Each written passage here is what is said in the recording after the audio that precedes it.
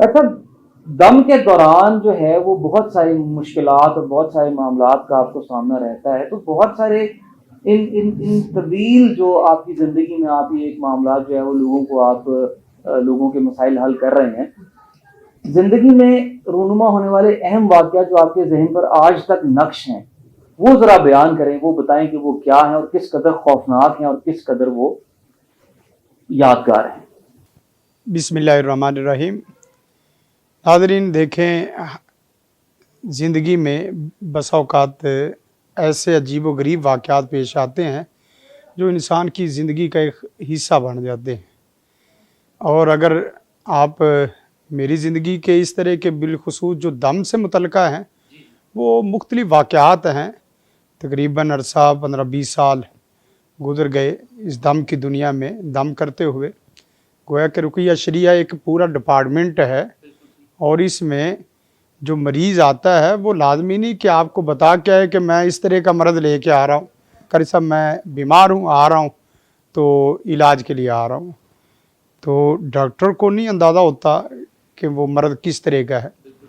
इसी तरह हुआ इस तरह कि अभी मेरी नई नई शादी हुई थी, तो तकरीबन ये 2010 का वाक़या है।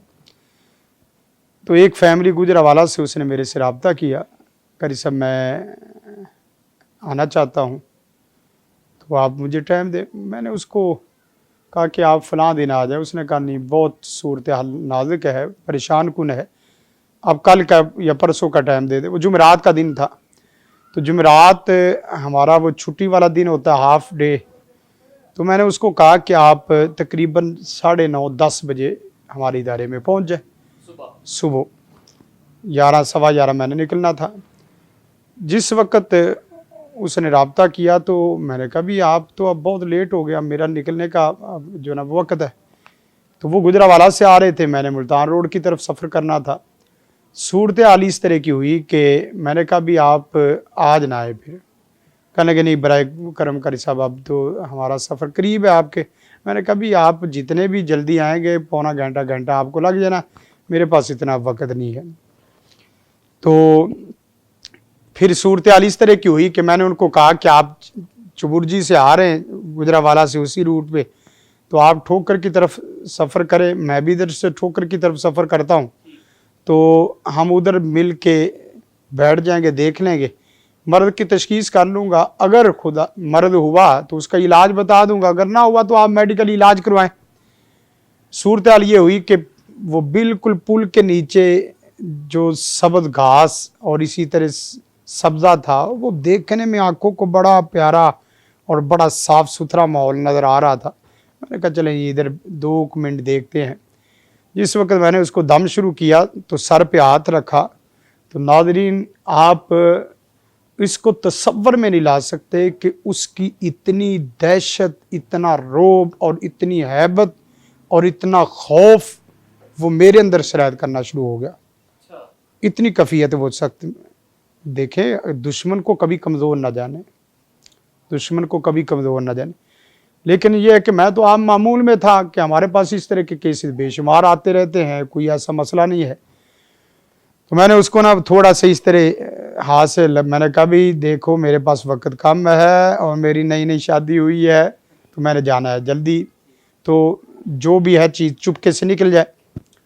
अब सूरत हाल ये है कि जिस वक़्त उसको मैंने ये कहा तो उसने अचानक इस तरह करके देखा मेरी तरफ, और उसकी आंखों की आमल और मामूल की बसा औक़ात दम की कंडीशन हाथ से होता है, बसा औक़ात आंखों से इलाज चल रहा होता है।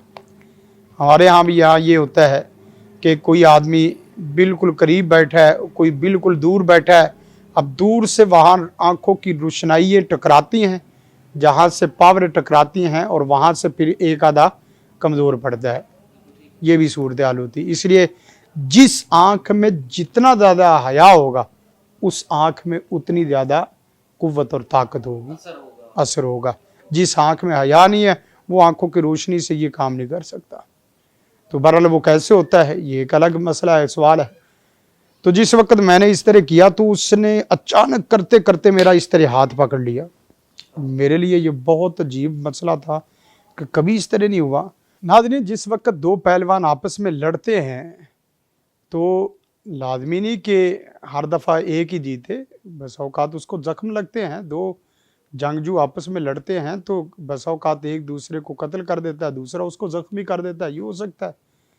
تو اس نے میرا اس طرح ہاتھ پکڑا تو میرے اندر یہ کیفیت اس طرح کی پیدا ہوئی کہ میں نے کہا یہ تو کبھی نہیں اس طرح ہوا، تو پھر میں نے اس کو دم کرنا چھوڑ دیا اور اپنے آپ کو دم شروع کر دیا۔ ایک بات یاد رکھیں، اپنی سیکیورٹی اور اپنا مورچہ مضبوط رکھیں، یہ کسی بھی جنگ میں بہت زیادہ اہم نمایاں اصول ہے کہ پہلے اپنا دفاع مضبوط کرو، پھر اس کے بعد آپ اقدام کریں۔ میں نے اپنے آپ پہ دم شروع کیا تو وہ میرے اوپر بھی نہیں چل رہا، نہ اس کے اوپر چل رہا ہے نہ میرے اوپر چل رہا ہے۔ تو اب صورتحال یہ ہے کہ وہاں وہ ہم بیٹھے بھی لوگوں کے عام شارع عام میں بیٹھے ہیں، کیونکہ میرا تو خیال یہ تھا کہ میں 2 منٹ میں 3 منٹ میں یہ کام چیک کر کے آگے میں نے جانا تھا۔ جس وقت ناظرین یہ صورتحال ہوئی تو وہ اس نے میرا ہاتھ پکڑ کے ساتھ نہ وہ میری طرف نہ گھومنا اس نے شروع کر دیا کہ قاری صاحب کو میں پکڑوں، کیونکہ وہ جن سرکش قسم کا تھا اور نوجوان لڑکا جس کے اندر حاضری تھی وہ بھی بڑا کڑیل نوجوان تھا، تو اس کی جوانی کا زور الگ، اس کے جنات کا زور الگ اور اس کے جادو کا زور الگ، گویا کہ چاروں قسم کے تینوں قسم کے یہ زور سارے مل گئے۔ تو اس نے جس وقت میرے اوپر حملہ کرنے کی کوشش کی، اگرچہ ہوا الحمدللہ یہی کہ اس طرح ہاتھ پکڑا میں نے چھڑا لیا، لوگوں کا مجمع عام لگ گیا، پولیس والے بھی تھے، وارڈن والے بھی تھے، عام لوگ بھی تھے، ویسے عام جو نا وہ صورتحال ہوتی۔ اب یہ ہے کہ میں نے اس کو سر سے اور پیچھے سے پکڑ کے تھوڑا سا ٹیکنیک سے پکڑ کے اس کو قابو میں رکھا۔ اس لیے یہاں ایک بات یہاں یہ یاد رکھیں، جو اس فیلڈ میں آنا چاہتا ہے وہ سار روحانی پاور ہونے کے ساتھ ساتھ اس کے اندر جسمانی پاور بھی ہونی چاہیے، اس کو ٹیکنیک بھی ہونی چاہیے۔ یہ نہیں ہے کہ جس وقت جن وہ آپ کے ہاتھ گلے پڑے یا آپ کو ہاتھ سے پکڑے تو آپ اس کے سامنے زیر ہو جائیں اور گر جائیں، تو یہ آپ کی نہ صرف بےعزتی خراب ہوگی بلکہ سارا مرتبہ مقام خراب ہو جائے گا۔ تو ایک تو صورتحال یہ، اب میں نے پولیس والوں کو، وارڈن کو اور باقی لوگوں کو میں نے کہا بھی اس کو آ کے تھوڑا سا پکڑیں، کیونکہ باہر جنگلہ لگا ہوا تھا، میں نے کہا بھی اس کو پکڑیں انشاءاللہ ہو جائے گا۔ وہ ایک کہنے لگا نا بھائی قاری صاحب آپ کے پاس جن ہوں گے اور اس کے اندر جن آئے ہوئے ہیں، دونوں جنوں والے ہم تو نہیں کر سکتے۔ تو بڑی پریشان صورتحال ہوگی۔ تو اب یہ اس کا زور بڑھتا جا رہا، مجھے ایسے شدت محسوس ہو رہی تھی جیسے یہ آسمان کی طرف اٹھا کے مجھے لے جائے گا، اتنی ہیبت ناک صورتحال تھی۔ آخر کار ایک دو نوجوانوں نے تھوڑی سی ہمت کی، انہوں نے تھوڑا سا اس کو پکڑا، زور سے پکڑا۔ پکڑنے کے بعد میں نے تھوڑی سی جگہ بدل کے پانی کی بوتل دم والی تھی، اس کے اوپر دم کر کے اس طرح چھینٹے لگائے تو کہنے لگا قاری صاحب مجھے جلا دیا، تو نے جلا دیا، جلا دیا، جلا دیا، بس کرو بس کرو۔ اب میرے لیے یہ بھی چیز ایک نئی وہ تجربے میں آ رہی تھی کہ ابھی اس کی وحشت دہشت آ رہی تھی اور ابھی دوسرے لمحے میں یہ چاروں خانے چت ہو گئے۔ ہاں بالکل یہ صورتحال۔ آخر کیا ہوا کہ اس کا جن کمزور پڑ گیا اور باقی چیزیں تھوڑا سا نرم معاملہ ہوا، تو میں نے سمجھا کہ اب اس کو کسی اور دن ٹائم دیتے ہیں۔ اب جس وقت میں نے پھر سفر شروع کیا تو میں اس کے اپنے واقعے کے اوپر غور کرتا رہا، تو وہاں بڑی عجیب قسم کی صورتحال یہ تھی۔ ایک تو وہاں مجھے پتہ چلا کہ جس جگہ پہ میں نے دم شروع کیا ہے وہ جگہ پاک نہیں تھی،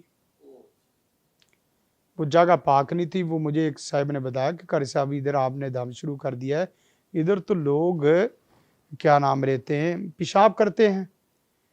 اس دن مجھے کئی چیزیں میرے اوپر کھلی۔ ایک تو چیز یہ ہے کہ ہر صاف چیز پاک نہیں ہوتی، ہر صاف چیز پاک نہیں ہوتی۔ اس لیے اب جہاں میں نے دم کرنا ہو سب سے پہلے پوچھتا ہوں کہ یہ مجھے صاف تو بڑی نظر آ رہی، پہلے پاک بھی ہے کہ نہیں۔ کتنے لوگ ایسے ہیں کہ ان کے گھروں میں صفائی تو بہت ہے، پاکیزگی نہیں ہے۔ آپ بیان فرما چکے ہیں بہت مرتبہ، اور بڑا آپ نے زور دیا ہے ہمیشہ اس چیز۔ بالکل بالکل۔ تو ایک چیز یہ، اور دوسری چیز یہ ہے کہ اس وقت میرے پاس کچھ اسی طرح چلتے چلتے جنات بھی اسی طرح آتے جاتے تھے یا باقی وہ کیسے تھا معاملہ. تو جس وقت اس طرح کی مصیبت میں ان کی طرف توجہ گئی کہ فلان ہی آیا فلان ہی آیا, میں نے کہو مارے گئے. شرک یہی تو شرک ہے کہ جس وقت آپ مصیبت میں پھنسے ہوئے ہوں تو آپ کی سوچ اور آپ کی نظر اللہ تعالیٰ کی طرف پہلی دفعہ جانے کے بجائے کسی اور انسان کی طرف چلی جائے تو سمجھ لو کہ آپ غیر اللہ کے پجاری بن چکے ہیں.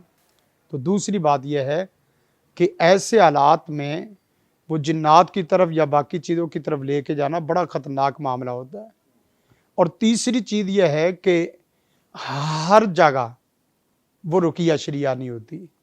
جس طرح ڈاکٹر کے لیے ایک لیبارٹری ہوتی ہے, اسی طرح معالج کے لیے ایک خاص روحانی جگہ ہوتی ہے جہاں پاکی نپاکی کا اور اسی طرح صفائی ستھرائی کا, تلاوت کا, ذکر کا, نماز کا, اس طرح کی چیزوں کا خاص خیال کیا جاتا ہے. یہ نہیں ہے کہ وہاں گانے بھی, میوزک بھی چلتا رہے, وہاں بدخوئی اور غیبتیں بھی چلتی رہیں, وہاں جھوٹ اور اس طرح لوگوں کی بدخوئیاں بھی چلتی رہیں, لوگوں کی عزتوں کے جنازے میں نکالتے جائیں اور اس کے بعد وہاں دام بھی شروع کر دیں. یہ ایسی صورتحال نہیں. ہم جہاں دام کرتے ہیں وہاں کوشش کرتے ہیں کہ وہاں اس طرح کی کوئی رف چیز نہ ہو. یعنی ایک تیر سے دو شکار ممکن نہیں ہے. ممکن نہیں ہے. ناظرین, ایک تو یہ واقعہ ہے جو بڑا میرے لیے سبق آموز تھا. کیوں؟ اس لیے کہ وہاں لوگوں کا مجمع عام بھی لگ گیا اور اسی طرح ساتھ ساتھ یہ ہے کہ اس کی ہیبت بھی میرے اوپر طاری ہوگی. خدا را جس کا بھی آپ علاج کروائیں یا علاج کریں, عامل بھی ہماری گفتگو سنتے ہیں. کتنے لوگ ایسے ہیں کہ جو ان ویڈیو کو سن کے وہ دم کی تربیت لے رہے ہوتے ہیں. کتنے لوگ ایسے ہیں جو اپنے علاج کے طور پہ سن رہے ہوتے ہیں. راکی ہے وہ بھی ان چیزوں کا خیال کرے, اپنے دشمن کو اپنے سے طاقتور سمجھ کے پھر اس کے مقابلے میں اترو. اپنے دشمن کو کبھی کمزور نہ جانو. دوسرا یہ ہے کہ اب ہمیشہ ہر چیز میں سنجیدہ رہو, سنجیدہ رہو. شغل مغل میں یہ کام نہ کرو, چلتے پھرتے میں کام نہ کرو. وقت جب ہے تب کام کرو, جب وقت نہیں ہے تب آپ کام نہ کریں. اور تیسری یہ ہے کہ آپ باقاعدہ اللہ کی طرف توجہ کر کے دعائیں کر کے پھر اس کے بعد اس میدان میں اتریں. ظاہری اسباب کو اختیار کرنا آپ کا کام ہے اور باطنی چیزوں کو اللہ کے اوپر چھوڑنا, دل سے ایمان لا کے توکل کرنا, یہ پھر اللہ کا کام ہے کہ اللہ آپ کی مدد کرے. بصورت دیگر آپ بھی اس طرح کے مسائل کا شکار ہو جائیں گے جس طرح کی یہ مسئلہ میرے ساتھ پیش آیا. تو امید ہے کہ ہم علاج معالجے میں جو لوگ ہمارے ساتھ بعض دفعہ بڑی جلدی کرتے ہیں کہ قاری صاحب ابھی دم کر دیں, یا اسی طرح یہ ہے کہ بس اوقات یہ ہے کہ میں ابھی آ رہا ہوں دم کر دے. دیکھیں ہر آدمی معالج جو ہے وہ اس پوزیشن میں نہیں ہوتا کہ وہ دم کر سکے, اور نہ ہی جو ہے نا وہ اس طرح کی جگہ میں ہوتا ہے کہ جو جگہ مناسب ہو.